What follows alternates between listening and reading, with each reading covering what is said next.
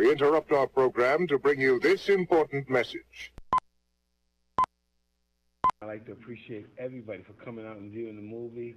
All my great fights that I had at Atlantic City are just so memorable to me. The 91-second Spinks fight, the Larry Holmes fight, and an array of other great legendary fights that I participated in Atlantic City. And I'm just looking very much forward to when the show's over at MGM Grand to come down there in Atlantic City in the Hall of Fame and receive my honors. Thank you very much, everybody. Dark Child for life. I don't think you can outdo that. And down goes Holmes.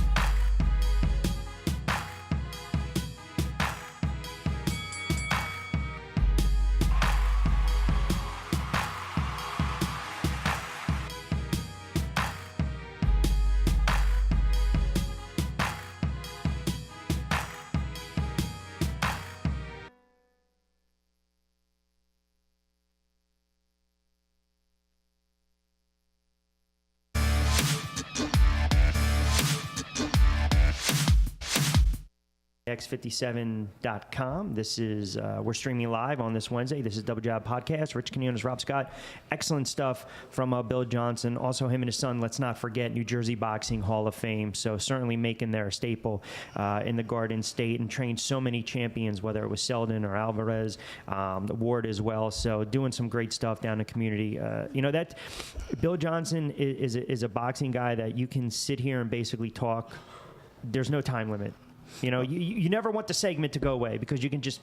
It's like when we spoke to Dwight Qualley. You just want to keep talking. Like I said, I recently interviewed him for our Atlantic City blog, and what the finished product was just it was only a morsel of what we spoke about, but it was also only a morsel of what we could have spoke about, because it got to a point where we were like, okay, I got enough, but at the same time we could have gone on and on and on, and I like picking the brains of guys who, and like I said, I respect the old heads, if you will, somebody who has a lot of knowledge prior to me or whatever, because the smartest person in the world is the person who realizes they don't know everything, and as a young person, how could I know more about Atlantic City boxing than the person that was here who dwelled in it from day one, or day 2, 3, whatever. I'm on day 100, you know what I mean, in comparison, Bill Johnson is a person who has always had my respect. Every time I saw him at fights, I've always had to almost, I want to shake the man's hand, because of the fact of he is a part of Atlantic City boxing and well deserved. No, and you're right, and I echo those sentiments. And it's a tough spot too, because like I said, when you just want to sit back and you want to relax and you want to enjoy and fight, and then there's some unwarranted comments, it's tough to address, and all of a sudden these memories start to manifest themselves. But again, I thought he handled it like a gentleman and with a lot of dignity, like he typically does and always does. As far as the weekend, we saw Frampton Santa Cruz 2, which again lived up to its billing, action-packed. You started to see the ebb and flow of that fight. Santa Cruz really started to dig deep. That's something that we've kind of talked about the last 2 weeks or so, and was able to edge Frampton. I had no problem with that decision. And then you saw Mikey Garcia as well. So you saw two fighters kind of shine over the weekend. But, we mentioned Ward before and Gotti and those fights. Maybe we get another Frampton Santa Cruz 3. Oh, yeah. The only thing about it is, going into that fight, and we spoke about it last week, Frampton, he had to dig deep, from my vantage point. He had to dig deep to pull out that victory in the first fight. I mean, he had to think, and he had to dig deep. He made Santa Cruz miss a lot during that first fight, and so the only person who really had to go back to the drawing board would be Santa Cruz. He went back to the drawing board and he drew up a masterpiece in the second fight, because he offset Frampton, and Frampton, he did. Like I said, Frampton, dug deep. But what else could he have done? He had to. The only thing he could have done was repeat what he did the first fight, and like I said, when you have a blueprint, or when you could have the ability to go back to the drawing board, that's your job, to go back to the drawing board and make the adjustments. And I think Santa Cruz, proved that he's a professional. He's a professional that, bottom line is, he didn't think that, he knew that wasn't the best him. And whether we think it or not, he knew it wasn't the best him. But he showed the best him. Now, for a third fight, like you said, and even if it happens overseas,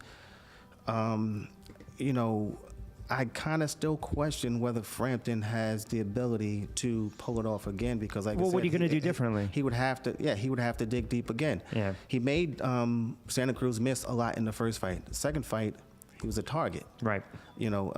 Third fight, are you going to be as elusive as the first fight, or are you going to be the target that you were in the second fight? Yeah, we'll get to a couple of the cards coming up. You got a couple good PBC cards. Obviously, you got Wilder now taking on Washington. You got Mansour and Kaufman on the local front. Let's turn our attention to what transpired last weekend at the Claridge, the Thomas LaManna card. This is something we talked about, right? You got a perfect example of a fighter that wanted to step up in class a couple times, lost both times. I'm sorry whether he agrees or not with me. Handily lost the first fight against Douglas, and then Dusty Hernandez Harrison. We had him on last week. I got the feeling that the fight that he was going to take against Flores was basically a stay active, stay busy fight. But if you want to take that next step as a fighter, then I'm sorry. Your next fight should not be an 8 or 10 rounder against a guy who's fought 40-something odd times. Yeah, he might have been durable, and he's going to give you some rounds. Look, Thomas got the win. He got some rounds in. He looked good in doing it. He did what was expected of him to do, but what's the benefit of a fight like that? Well, it's not a benefit. The only benefit is, like you said, when you have a person that's coming at you who, like I said, take a lick and keep on ticking. When you have that, then it tests your fortitude. It tests whether you. Flores was never stopped. Yeah. So from that angle, it was definitely a plus. To be taken that. But there's many people who thought that Thomas should have stopped him, and so that's only a matter of opinion. But the only thing that I'm thinking of is, like you said, if you're going to prepare for another rematch with Hernandez or anybody within the top 20, honestly, this is not the person that's going to prepare you for a fight it's like not. that. And I stand corrected. He's been stopped several times. I think he's been stopped 4 or 5 times. His last time he was knocked out against Brian Perlow back in 2015. We saw Chuck Masaccio, the Wildwood native, who came in. You look at Chucky's career, and it's great what he does outside with the community and in Wildwood and a guidance counselor. And it's tough because when you want to be a pro fighter and you also have to work and you have a family, it's tough to have that balance. Inactivity has hurt him over his career, but I give him a ton of credit because he went out the way he wanted to go out. I spoke to him. I know afterwards he did say he was retiring. I got the feeling that he wants to fight one more time. Perhaps a rematch against Mitchell. Again, who knows? I scored in favor of Mitchell, and I think, again, you get Chucky on the record. He would agree with that. That's the type of boxer that he is. But, if that was his last fight in Atlantic City, he always had the black fedora. He always had the walkout music with Frank Sinatra. He was always a good draw in Atlantic City.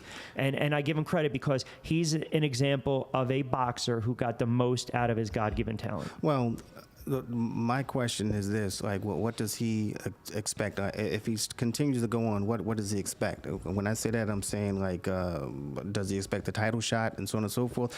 He's at his advanced stage. It's kind of hard for him to. Inactivity hurts you. Well, it's not only inactivity, but what I'm saying is even if he was an active fighter, with losses like this.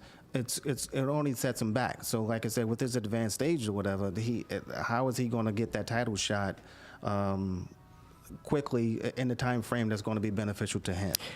I think he's okay and resigned to the fact that there's nothing wrong with being a local fighter or a local draw. If that's your contentment, then yeah, definitely, because he definitely is an exciting fighter. Yeah. He definitely brings people out to come to see the fight. So from that angle, yes, definitely, he can keep going on. But at the same time, we're in the boxing business, and this is true. This is true. And you're slowing down, and you're getting older, and it's like basically you got to balance getting punched in the head for not exactly an astronomical amount of money, and just to appease the fans. That's a good thing. You want to appease the fans. That's good. But at the end, is he going to be able to sit here with us and be able to talk to us? And is he going to be able to sit here and talk to the people and our audience? We saw a couple young fighters. Albright, the kid from Northeast Philly, I believe, the fight against Murray, which was interesting. He won that unanimous 4-rounder at 140. It looked like Murray might have cut his eye prior to the fight, maybe in sparring, because he was able to do some damage to that eye. So I thought it was a well-deserved win. We saw Johnson defeat beat Dallas Holden. Holden is an interesting young fighter because I've watched him throughout his amateur career. I watched him during early on in his pro career, and he's got the talent. He's just got to learn to get on that stick and keep that jab going. And it's tough when you're a smaller fighter and you're taking on taller fighters. You want to have the moxie. You want to be able to get inside, but sometimes you also want to find your range. And it's tough to do. It's got to be frustrating. Well, we spoke to Cowie last week. Yeah. Cowie's a shorter guy, but Cowie had packed that punch. Yeah. Cowie that made his bottom line is Cowie was short in stature, but hard in every other angle. I don't know about him. How far is he going to go? I wish him the best. It's tough at 118, 120. You don't need 25 fights, to build your resume or to potentially have a shot at a title. We've seen it before where you can get 10, 12. But you're right. Sometimes you cannot make up. You can't teach height. Yeah. But you got to find a way to just be scrappy sometimes. And every fight that I've seen him in, he's fought these taller guys. Sure. And you're punching up. That's right. You're punching up, and you're taking that's something that's taken from your punch to begin with. So you're at a disadvantage from the door. So that's why I was saying, that there's a good chance of he may have to think about his a different weight class, or he may have to just think because that height disadvantage is going to hamper him. I thought one of the most impressive performances was Gabby Pham, who scored a second round knockout over Jose Valderrama, and I'll tell you what, that kid just sent him up in the second, just exploded. It happened so fast.